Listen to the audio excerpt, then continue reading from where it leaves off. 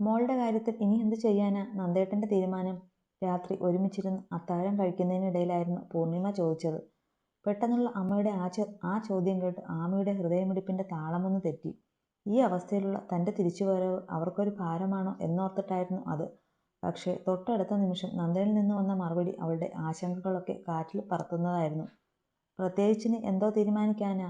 അവളൊന്ന് ഓക്കെ ആയി കഴിയുമ്പോൾ മുതൽ കോളേജിൽ പോയി തുടങ്ങട്ടെ. വരാനുള്ളതൊക്കെ വന്നു എന്ന് വെച്ച് പഠിത്തം കളയാൻ പറ്റുമോ? അവൾ കോഴ്സ് കംപ്ലീറ്റ് ചെയ്യുമ്പോഴേക്കും ഡിവോഴ്സിനുള്ള കാലാവധിയാവും. അതുകൂടി കഴിഞ്ഞാൽ പിന്നെ നമ്മുടെ ആഗ്രഹം പോലെ അവൾക്കൊരു ജോലിയും കല്യാണവും ഒക്കെ നടക്കും. സാധാരണ പെൺകുട്ടികളുടെയൊക്കെ ജീവിതം അങ്ങനെയല്ലേ? അതുപോലെ തന്നെ എൻ്റെ മോളുടെ കാര്യവും നടക്കും.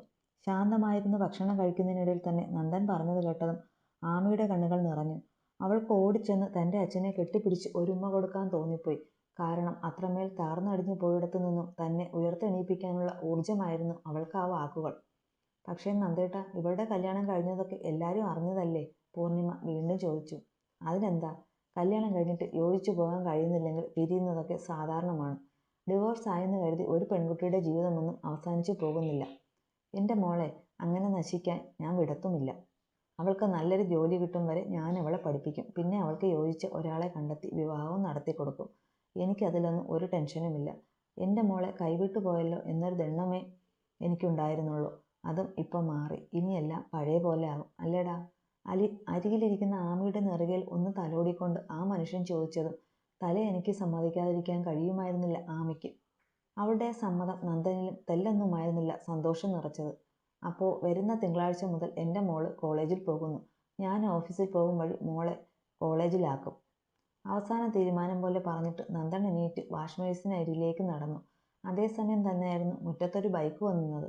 ഓ, ഏട്ടനും ഏട്ടത്തിയുമാണെന്ന് തോന്നുന്നു. വൈകുന്നേരം ഏട്ടത്തി വിളിച്ചപ്പോൾ ഞാൻ പറഞ്ഞായിരുന്നു ആദ്യം തിരിച്ചു വന്നെന്ന്. മുറ്റത്തേക്ക് എത്തി നോക്കി വെപ്രാളത്തോടെയായിരുന്നു പൂർണിമ പറഞ്ഞത്. ഓ, അപ്പോൾ വിചാരണയ്ക്ക് തന്നെയാ വരവ്. മുണ്ടിന്റെ തുമ്പുയർത്തി കൈയും മുഖവും തുടച്ചുകൊണ്ട് നന്ദൻ പിറുപിറുത്തു. അപ്പോഴേക്കും അനിലും സുനിലയും അകത്തേക്ക് വന്നിരുന്നു. ആഹാ, പോയവരൊക്കെ തിരിച്ചു വന്നെന്നൊരു ശ്രുതി കേട്ടപ്പോൾ ഉള്ളതോന്നറിയാൻ വന്നതാ. അപ്പോൾ ഉള്ളതാ അല്ലയോ? ഡൈനിങ് ഹാളിലേക്ക് കയറി വരുമ്പോൾ ആഹാരത്തിന് മുന്നിലിരിക്കുന്ന ആമയെ കണ്ടതും അനിൽ പുച്ഛത്തോടെ ചോദിച്ചു. അത് കേട്ടതും ആമയുടെ കണ്ണുകൾ നിറഞ്ഞു. അവൾ മുഖം കുനിച്ചു പാത്രത്തിലേക്ക് തന്നെ നോക്കിയിരുന്നു. എന്താടി വീണ്ടും ഒന്ന് പോന്നേക്കാൻ? നിന്റെ നസ്രാണി കെട്ടയന് ഇത്ര പെട്ടെന്ന് പ്രിയപ്പെട്ട ഭാര്യയെ മടുത്തോ? അനിലിന്റെ ചോദ്യം കേട്ടത് മുഖമുയർത്തി അയാളെ നോക്കിയ ആമയുടെ കണ്ണുകൾ നിറഞ്ഞിരുന്നു. അല്ല, ഞങ്ങളന്ന് നിന്നെ കൂട്ടിക്കൊണ്ടുവരാൻ പോരാൻ വന്നപ്പോൾ അവൻ എന്നോട് ഒട്ടിപ്പിടിച്ച് നിൽക്കുമല്ലായിരുന്നോ നീ? എന്നിട്ടിപ്പോൾ എന്തു പറ്റി? അവൻ കൈ ഒഴിഞ്ഞല്ലേ? എന്നെ ഇച്ഛാന് വേണ്ടാഞ്ഞിട്ട് കൊണ്ട് കളഞ്ഞിട്ട് പോയതൊന്നുമല്ല. ഞാൻ പഠിച്ചുകൊണ്ടിരിക്കുവല്ലേ, അതൊക്കെ നശിപ്പിക്കാൻ നിൽക്കണ്ട. കോളേജ് കഴിയും വരെ എന്നോടിവിടെ നിന്നോളാൻ പറഞ്ഞ് കൊണ്ടാക്കിയതാ. ഇച്ഛാനിടയ്ക്ക് വരികയും ചെയ്യും. അയാൾ നാവിൽ കരുതി വന്ന കുത്തുവാക്കുകൾ തൻ്റെ നേർക്ക് ശരങ്ങൾ പോലെ തൊടുത്തുവിടുന്നത് കണ്ടപ്പോൾ തൽക്കാലം അങ്ങനെ പറയാനായിരുന്നു ആമയ്ക്ക് തോന്നിയത്. പക്ഷേ അത് കേട്ടപ്പോൾ തന്നെ അനിലിൻ്റെയും സുനിലയുടെയും മുഖം കടന്നൽ കുത്തിയതുപോലെ വീർത്തു. ഓ, അപ്പോൾ നാത്തൂനും അളിയനും കൂടി അന്യജാതിക്കാരൻ മരുമോനെ സ്വീകരിച്ചും കഴിഞ്ഞോ? സുനിലയുടെ സ്വരത്തിലെ നീരസം അറിഞ്ഞതും അതിനൊന്നും മറുപടി പറയാൻ കഴിയാഞ്ഞിട്ടെന്ന പോലെ മേശമേലിരുന്ന എച്ചിൽ പാത്രങ്ങളൊക്കെ എടുത്തുകൊണ്ട് പൂർണിമ പതിയെ അകത്തേക്ക് വലിഞ്ഞു. അളിയാ വാ, നമുക്ക് അപ്പുറത്തോട്ടിരിക്കാം. അവരിനിയും അവിടെ നിന്ന് വല്ലതുമൊക്കെ പറഞ്ഞ് ആമിയുടെ കഴുപ്പ് മുടക്കുമോ എന്ന് ഭയന്ന് നന്ദൻ വേഗം പറഞ്ഞു. അവരിരുവരും കൂടെ ഹാളിലേക്ക് പോയതും സുനില വേഗം കസേര നീക്കിയിട്ട് ആമയ്ക്കരികിലേക്കിരുന്നു. അവൻ പഠിപ്പ് കഴിയുമ്പോൾ നിന്നെ തിരിച്ചു കൊണ്ടുപോകുമെന്നൊന്നും എനിക്ക് തോന്നുന്നില്ല എൻ്റെ ആദിയെ. അന്ന് അങ്ങനെയൊരു പറ്റിയെന്ന് കരുതി ജീവിതകാലം മൊത്തം കാൽ കാശിന് വകയില്ലാത്ത നിന്നെ ചുമക്കാൻ കളരിക്കലെ ചെക്കനെന്താ തലയ്ക്ക് വെളിവില്ലേ? ഇതവൻ നിന്നെ തഞ്ചത്തിൽ ഒഴിവാക്കിയതാ. സുനില എന്തോ വലിയ കണ്ടുപിടുത്തം പോലെ പറയുമ്പോൾ ആഹാരം കഴിക്കുന്നതിനിടയിൽ അവളുടെ നാവ് പൊന്നായിരിക്കണേ എന്ന പ്രാർത്ഥനയിലായിരുന്നു ആമി. അല്ല, ഈ പറഞ്ഞതുപോലെ നിനക്കൊരു പോക്കുണ്ടാകുമെന്ന കാര്യത്തിൽ വലിയ പ്രതീക്ഷയൊന്നും ഇല്ലാത്തതുകൊണ്ട് ചോദിക്കുക. അവൻ നിന്നെ വല്ലതും ചെയ്തിട്ടുണ്ടോ പെണ്ണെ? അവസാന വാചകം വലിയൊരു രഹസ്യം പറയും പോലെ സ്വരമമർത്തി ചോദിക്കുന്നവരുടെ മുഖത്തേക്ക് നോക്കി ആമി കണ്ണുരുട്ടി. എന്ത് ചെയ്തിട്ടുണ്ടെന്നാ? കാര്യം മനസ്സിലായെങ്കിലും അവൾ പുരികം ചുളിച്ചുകൊണ്ട് ചോദിച്ചു. എടി പൊട്ടിക്കാളി, കല്യാണം കഴിഞ്ഞ് ഇത്രയും ദിവസം അവിടെ അല്ലായിരുന്നോ നീ? ഇതിനിടയ്ക്ക് നിങ്ങൾ തമ്മിൽ വല്ലതും നടന്നോന്നാ ഞാൻ ചോദിച്ചത്. ഓ, അതായിരുന്നോ? അതെന്തോന്ന് ചോദ്യം അമ്മായി? ഇച്ചായൻ്റെ ഭർത്താവല്ലേ, അപ്പൊ പിന്നെ അതൊക്കെ നടക്കാതിരിക്കോ? സത്യം പറഞ്ഞാൽ അതും കൂടെ കൊണ്ടാ ഇച്ചായനെ ഇവിടെ കൊണ്ടാക്കിയിട്ട് പോയത്. എൻ്റെ കോഴ്സ് കഴിയുന്നതിന് മുമ്പ് ഒരു കുഞ്ഞൊന്നും വേണ്ടെന്നാ ഇച്ചായൻ്റെ തീരുമാനം. മുഖത്തിൽ അല്പം നാണം വരുത്തിക്കൊണ്ട് അവൾ പറഞ്ഞത് കേട്ട് സുനിത കണ്ണും മിഴിച്ചവളെ നോക്കി. അവരുടെ മുഖത്തെ അപ്പോഴത്തെ ഭാവം കണ്ട് ആമി ചിരിയടക്കിയിരുന്നു. ആ, ഒടുവിൽ അവൻ കാര്യം സാധിച്ചിട്ട് ഒഴിവാക്കിയെന്ന് കേൾക്കാണ്ടിരുന്നാൽ മതി. അന്നും ഈ നാണമൊക്കെ മോന്തയ്ക്ക് കാണണം. ആമിയുടെ നെഞ്ചിലേക്ക് ഒരു ചാട്ടുളി എറിഞ്ഞുകൊണ്ട് സുനില എണീറ്റ് അപ്പുറത്തേക്ക് പോയി. പിന്നെയും കുറേ നേരം കൂടിയിരുന്ന ആമിയെയും അവൾ തിരികെ വന്നപ്പോൾ കയറ്റിയ നന്ദനെയും ഒക്കെ കുറ്റപ്പെടുത്തിയിട്ടാണ് അനിലും സുനിലയും മടങ്ങിയത്. അവരുടെ ബൈക്ക് മുറ്റം കടന്നു പോയതും ആമി പതിയെ എണീറ്റ് നന്ദന്റെ കാൽച്ചുവട്ടിൽ ചെന്നിരുന്നയാളുടെ മടിയിലേക്ക് തലവെച്ച് കിടന്നു. അവരുടെ വരവ് അവളിൽ വീണ്ടും മുറിവുകൾ സൃഷ്ടിച്ചിട്ടുണ്ടെന്ന് മനസ്സിലായ നന്ദൻ വാത്സല്യത്തോടെ അവളുടെ തലയിൽ തലോടി. സോറി അച്ഛേ, അമ്മായി അങ്ങനെയൊക്കെ പറഞ്ഞപ്പോൾ അവരുടെ കളിയാക്കലും കുറ്റപ്പെടുത്തലും കേട്ടപ്പോൾ തൽക്കാലം അതൊക്കെ ഒഴിവാക്കാൻ അങ്ങനെ പറയാനാ എനിക്ക് തോന്നിയത്. റയാനെക്കുറിച്ച് പറഞ്ഞതൊക്കെ ഒരുപക്ഷെ അച്ഛന് ദേഷ്യം തോന്നിപ്പിച്ചിട്ടുണ്ടാകും എന്ന് കരുതി അവൾ പതിയെ പറഞ്ഞു. സാരമില്ലടാ, തൽക്കാലം അതങ്ങനെ ഇരുന്നാൽ മതി. എല്ലാവരോടും അങ്ങനെ തന്നെ പറഞ്ഞാൽ മതി. പിന്നെ ഡിവോഴ്സ് നടക്കുന്നതൊക്കെ 1 വർഷം കഴിഞ്ഞല്ലേ, അതുവരെ കാര്യങ്ങൾ ഇങ്ങനെ തന്നെ പോയാൽ മതി. ബാക്കിയൊക്കെ പിന്നെ നോക്കാം. അയാൾ മകളെ ആശ്വസിപ്പിച്ചു. പക്ഷേ അപ്പോഴും അവരറിഞ്ഞില്ല നാളെയൊരിക്കൽ അവൻ്റെ ഹൃദയമാകേണ്ടവളാണ് ആർമികയെന്നും കേവലം ഒരു താലിക്കപ്പുറം ഈശ്വരൻ ഹൃദയങ്ങളാൽ ബന്ധിച്ചു ചേർത്തവരാണ് അവരെന്നുള്ള സത്യം. റീജോ ജിമ്മിലേക്ക് വരുമ്പോൾ അവനെ കാത്ത് ആരോൺ നിൽക്കുന്നുണ്ടായിരുന്നു. അളിയാ, എന്തായി? ബൈക്കിൽ നിന്ന് ഇറങ്ങിയതും അവനോടി വന്ന് റീജോയുടെ തോളിൽ കൈയിട്ടുകൊണ്ട് ചോദിച്ചു. എന്താവാൻ, ഇച്ചാൻ അവളെ അവളുടെ വീട്ടിൽ കൊണ്ടുവിട്ടു. അതെന്താടാ പെട്ടെന്ന് അങ്ങനെയൊരു നീക്കം? നിന്നെ പേടിച്ചാണോ? അല്ലടാ, കഴിഞ്ഞ ദിവസം രാത്രി അങ്ങേരുടെ നെഞ്ചാങ്കൂട് നോക്കി ഞാനൊരു കീറ് കൊടുത്തു. അതിൽ റയാൻ ബോൾ നിലതെറ്റി വീണു. ബൈക്കിലേക്ക് തന്നെ ഇരുന്നു കൊണ്ട് പുച്ഛത്തോടെ ചുണ്ടുപൊട്ടി ചിരിച്ചുകൊണ്ട് റീജോ പറഞ്ഞു. നീ എന്ത് ചെയ്തു? ആരോൺ ആകാംക്ഷയോടെ തിരക്കി. കഴിഞ്ഞ ദിവസം രാത്രി ഇച്ചായൻ വരുമ്പോൾ ഞാൻ അവളുടെ കൂടെ അവരുടെ ബെഡ്റൂമിലുണ്ടായിരുന്നു. അതോടെ ഇച്ചായൻ്റെ മനസ്സിലുണ്ടായിരുന്ന തീക്കനൽ ആളിക്കത്തി. അതിൻ്റെ പ്രത്യാഘാതമാ ഈ വീട്ടിൽ കൊണ്ടുവിടൽ. അടിപൊളി. അല്ല, നീ എങ്ങനെ റൂമിൽ കയറി? കഴിഞ്ഞ ദിവസം ക്ലബ്ബിൽ നിന്ന് അടിച്ച് ഓഫായി പോയ ഞാൻ വീട്ടിൽ ചെല്ലുമ്പോൾ ഇച്ചായൻ വന്നിട്ടില്ലായിരുന്നു. അപ്പോൾ ചുമ്മാ ഒരു കൗതുകത്തിന് ഒന്ന് നോക്കിയതാ. കൃത്യമായിട്ട് അവൾ വാതിലും തുറന്നിട്ടിട്ട് കിടന്നുറങ്ങുമായിരുന്നു. അപ്പോഴത്തെ അവസ്ഥയിൽ അവളെ അങ്ങനെ കണ്ടപ്പോൾ എൻ്റെ പിടിവിട്ടു പോയളിയാ. അങ്ങനെ അകത്ത് കയറിയതാ. എന്നിട്ട് വല്ലതും നടന്നോ? ആരോൺ ഒരു വൃത്തികെട്ട ഭാവത്തിൽ ചുണ്ട് നനച്ചുകൊണ്ട് ചോദിച്ചു. ആ, നടന്നു. അവളെ ഒറ്റ ചവിട്ടിന് എൻ്റെ കലക്കി കളഞ്ഞു. അന്നേരം ആ മോളെ ചവിട്ടി കൊന്നുകളയാനാ എനിക്ക് തോന്നിയത്. പക്ഷേ അതൊന്നും വേണ്ടി വന്നില്ല. ഇച്ചായം വന്ന് കണ്ടു. മേലെ നോവിക്കുന്നതിലും വലിയ പണി അവൾക്ക് കിട്ടുകയും ചെയ്തു. റീജോ പൊട്ടിച്ചിരിച്ചു. എന്നാലും അവൾ നിന്നെ ചവിട്ടിയല്ലോ അളിയാ. അതൊന്നും കുഴപ്പമില്ലടാ. ഇന്നല്ലെങ്കിൽ നാളെ ചവിട്ടിയോട് തന്നെ എനിക്ക് വേണ്ടതൊക്കെ വേണ്ട പോലെ ചെയ്തു തരും. അതിനെന്താ വേണ്ടതെന്ന് എനിക്കറിയാം. എടാ അളിയ, അതിനവള് നിന്റെ വീട്ടിലല്ലല്ലോ ഇപ്പോൾ, പിന്നെ എങ്ങനെയാ? മനസ്സിൽ തോന്നിയ സംശയം ആരോൺ അതുപോലെ ചോദിച്ചു. അത് കേട്ട് റീജോ ഒന്ന് പുഞ്ചിരിച്ചു. അതല്ലേടാ അളിയ എനിക്ക് വേണ്ടത്. വീട്ടിലാണെങ്കിൽ ഇച്ചാനെ ഭയക്കണം, വീട്ടിലുള്ളവരെ മൊത്തം പേടിക്കണം. പക്ഷേ അവൾ പുറത്തു കിടന്നാൽ പിന്നെ ആരെ പേടിക്കാനാ? നീ നോക്കിക്കോ.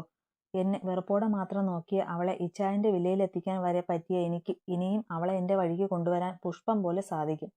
പക്ഷേ അന്ന് അവളെയും കൊണ്ട് ഇച്ചായൻ ഇല്ലെന്ന് കരുതി വില്ലയിലേക്ക് പോയിടത്താ എനിക്ക് പിഴവ് പറ്റിയത്. ആ, പറ്റിയതൊക്കെ പറ്റി. പക്ഷേ ഇനി പറ്റില്ല. ഉറപ്പോടെ പറയുന്നവനെ നോക്കി നിൽക്കുമ്പോൾ ആരോണും മനസ്സിൽ എന്തൊക്കെയോ കണക്കുകൾ കൂട്ടുകയായിരുന്നു. 2 ദിവസങ്ങൾ കൂടി കടന്നുപോയി. തിങ്കളാഴ്ച രാവിലെ ആമി ഉണരുന്നത് വീണ്ടും കോളേജിൽ പോണം, പഴയ ആമയാണം എന്ന ദൃഢനിശ്ചയത്തോടെയായിരുന്നു. ബെഡിൽ എണീറ്റിരുന്ന് പതിവ് പ്രാർത്ഥനയ്ക്ക് ശേഷം കഴിഞ്ഞുപോയ ദിവസങ്ങളൊക്കെ ഒന്ന് ഓടിച്ച് ഓർത്തെടുക്കുമ്പോഴായിരുന്നു അടുക്കളയിൽ നിന്ന് പൂർണിമ ഓടി അങ്ങോട്ട് വന്നത്. ആ, എഴുന്നേറ്റോ? എഴുന്നേറ്റില്ലെന്നോർത്ത് വിളിക്കാൻ വന്നതാ ഞാൻ. ഇനിയും കൂടെ ചടഞ്ഞുകൂടിയിരിക്കാതെ വേഗം ചെന്ന് കുളിക്കാൻ നോക്കൂ. ഇന്നു മുതൽ കോളേജിൽ പോയി തുടങ്ങുമല്ലേ. നിന്നെ വിട്ടിട്ട് വേണം അച്ഛന് ഓഫീസിൽ പോകാൻ. അതുകൊണ്ട് ലേറ്റാകാതെ എണീറ്റ് റെഡിയാകാൻ നോക്ക്. പറഞ്ഞിട്ട് മറുപടി കാത്തു നിൽക്കാതെ അടുക്കളയിലേക്ക് തിരികെ ഓടുന്ന പൂർണിമയെ നോക്കിയിരിക്കുമ്പോൾ ദിവസങ്ങൾക്ക് മുമ്പ് വരെ ഇത്രമേൽ സാധാരണമായിരുന്നു തൻ്റെ ജീവിതമെന്നോർത്ത് ആമി ഒന്ന് നിശ്വസിച്ചു. പതിയെ കൈകൾ മാറിൽ ചേർന്ന് കിടക്കുന്ന റയാൻ കെട്ടിയ മിന്നിലേക്ക് നീണ്ടു. താനിന്നൊരു ഭാര്യയായിരിക്കുന്നു എന്നോർത്തതും അവളുടെ മുഖമൊന്ന് കോടി. ഭാര്യ, അവൾ പുച്ഛത്തോടെ പിറുപിറുത്തു. കോളേജിൽ പോകാൻ റെഡിയായി നന്ദനൊപ്പം ബൈക്കിലേക്ക് കയറുമ്പോഴും അവിടെ ഇനി തന്നെ കാത്ത് എന്തൊക്കെയാവും ഉണ്ടാവുക എന്നോർത്തിട്ട് അവൾ ആകെ അസ്വസ്ഥതയായിരുന്നു. ആദി.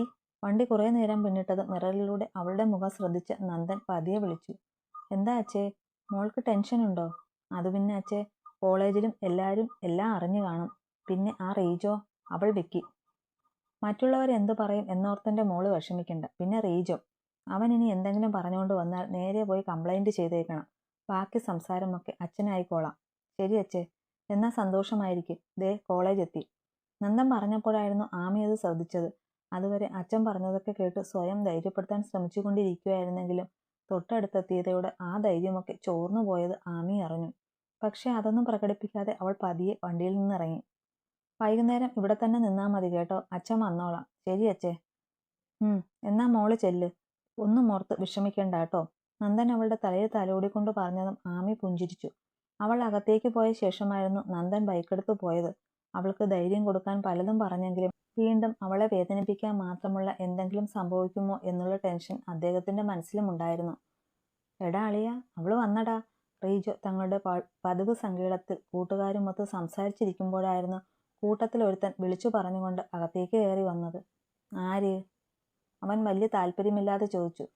കാരണം ആ നേരത്തവന്റെ മനസ്സിലേക്ക് പെട്ടെന്ന് കടന്നു വന്നത് ക്രിസ്റ്റിയുടെ മുഖമായിരുന്നു.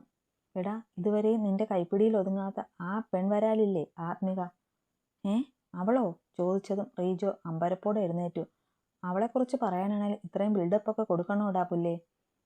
ഇവന്റെ ചേട്ടത്തിയമ്മ എന്നങ്ങ് പറഞ്ഞാൽ പോരെ, കൂട്ടത്തിൽ ഒരുത്തൻ പറഞ്ഞതും അവിടെ ഒരു കൂട്ടച്ചിരി മുഴങ്ങി. ചേട്ടത്തിയമ്മ എന്ന പറച്ചിലും അവന്മാരുടെ കളിയാക്കിയുള്ള ചിരിയും കൂടിയായപ്പോൾ റീജോയ്ക്കാകെ ഭ്രാന്ത് പിടിച്ചു പോയിരുന്നു. നിർത്തടാ, ഇന്നല്ലെങ്കിൽ നാളെ നീയൊക്കെ ഇപ്പോൾ ചേട്ടത്തിയമ്മ എന്ന് വിളിച്ച് കളിയാക്കവൾ എന്റെ കിടക്കയിലുണ്ടാകും. അന്നേരം ഉപ്പ് നോക്കട്ടെ എന്ന് ചോദിച്ചു ഊളായും ഒലിപ്പിച്ചോണ്ട് വന്നേക്കരുത് ഒരുത്തനും. പറഞ്ഞതും ഇരുന്ന ബൈക്ക് ചവിട്ടി മറിച്ചിട്ടുകൊണ്ട് റീജോ പുറത്തേക്ക് പോയി. ഈ നേരം ക്ലാസ്സിലെത്തി കൂട്ടുകാരോട് സംസാരിച്ചിരിക്കുകയായിരുന്നു ആമി. ആ സംസാരത്തിൽ റയാനും അവൻ തന്റെ ഭർത്താവായ സാഹചര്യവുമെല്ലാം ഉണ്ടായിരുന്നു. എന്നാലും ഇതൊരുമാതിരി സീരിയൽ കഥ പോലെയായിപ്പോയില്ലേ ദിവസങ്ങൾ കൊണ്ടവളുടെ ജീവിതം. കീർത്തി പറഞ്ഞതും എല്ലാവരും അത് ശരിവെക്കും പോലെ തലയനക്കി. കാരണം അവർക്കെല്ലാം അവർ പറഞ്ഞതുപോലെ വല്ലാത്ത അത്ഭുതം തന്നെയായിരുന്നു. റീജോ അവളുടെ പുറകെയുണ്ടെന്ന് അറിയാമായിരുന്നെങ്കിലും അതവളെ ഇത്രമേൽ തകർത്ത് കളയുമെന്ന് ആരും കരുതിയിരുന്നില്ലല്ലോ. എടീ, സ്റ്റെഫിൻ സാറ് വരുന്നു. പുറത്തുനിന്ന് ഫോൺ ചെയ്തുകൊണ്ടിരുന്ന നാൻസി ഓടി വന്ന് ആമിയുടെ മറുവശത്തിരുന്നു കൊണ്ട് പറഞ്ഞു. അതോടെ ക്ലാസ് നിശബ്ദമായി. അതാരാ പുതിയ കുരിശ്? മിണ്ടാതിരിയടി ചെകുത്താനെ, പുതിയ സാറാ. കീർത്തി പറഞ്ഞതും സ്റ്റെഫിൻ ക്ലാസ് റൂമിലേക്ക് വന്നതും ഒരുമിച്ചായിരുന്നു. Good morning students. ക്ലാസ്സിലേക്ക് കയറി വന്ന സുമുഖനായ ചെറുപ്പക്കാരൻ പറഞ്ഞതും എല്ലാവരും അവന് പ്രത്യഭിവാദ്യം ചെയ്തു. പക്ഷേ അവന്റെ കണ്ണുകൾ നേരെ വന്നു പതിഞ്ഞത് ഇതുവരെ കണ്ടിട്ടില്ലെങ്കിൽ പോലും പരിചിതമായ ആമിയുടെ മുഖത്തായിരുന്നു. ഒട്ടും പ്രതീക്ഷിക്കാതെയുള്ള ആ കൂടിക്കാഴ്ചയിൽ അവന്റെ ചുണ്ടിലൊരു കുഞ്ഞു പുഞ്ചിരി വിരിഞ്ഞു.